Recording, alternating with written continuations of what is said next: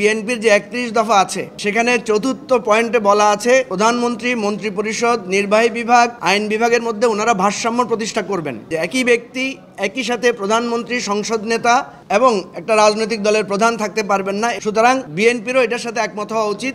গণভবনে আওয়ামী লীগের সম্মেলন হয়েছে, কিভাবে এটা সম্ভব হয়েছে? মন্ত্রীরা যখন বিভিন্ন এলাকায় যান তখন তারা সরকারি প্রটোকল, প্রধানমন্ত্রী গেলে সম্পূর্ণ সরকারি প্রটোকল ব্যবহার করেন, অর্থাৎ ক্ষমতার অপব্যবহার এবং দলীয়করণের সুযোগ থাকে।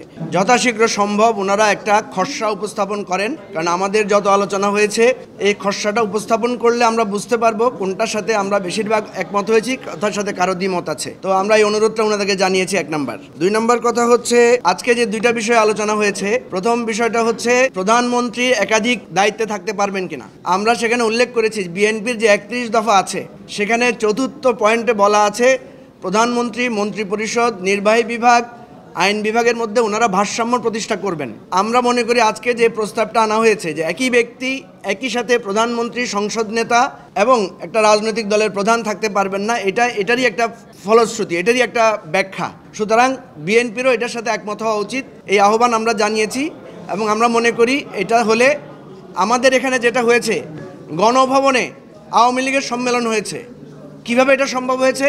কারণ একই ব্যক্তি প্রধানমন্ত্রী, উনি আবার দলের প্রধান, এবং আমরা দেখি মন্ত্রীরা যখন বিভিন্ন এলাকায় যান তখন তারা সরকারি প্রটোকল, প্রধানমন্ত্রী গেলে সম্পূর্ণ সরকারি প্রটোকল ব্যবহার করেন, অর্থাৎ ক্ষমতার অপব্যবহার এবং দলীয়করণের সুযোগ থাকে। এই সমস্ত বিষয় তুলে ধরে আমরা এই সেপারেশন অফ পাওয়ার এই বিষয়গুলো আমরা তুলে ধরেছি। দ্বিতীয়ত যেই কথাটা এসেছে সংবিধানের মূলনীতির জায়গায়, যে প্রস্তাবটা এসেছে সাম্য, মানবিক মর্যাদা, সামাজিক সুবিচার এবং ধর্মীয় স্বাধীনতা এবং সংহতি, সম্প্রীতি, আমরা বলেছি এটা খুবই চমৎকার দাবি এবং এটার ব্যাপারে সবাই একমত। এটা যুক্ত করলেই কোনো অসুবিধা আর থাকে না। যদিও কেউ কেউ এটা নিয়ে কথা তুলেছেন, কিন্তু আমার কাছে মনে হয়েছে এটা আমরা সবাই একমত হতে পেরেছি এবং এটা আজকে একটা সুখবর। আমাদের হয়তো ঐকমত্য কমিশন দেবেন। আপনাদের সবাইকে ধন্যবাদ।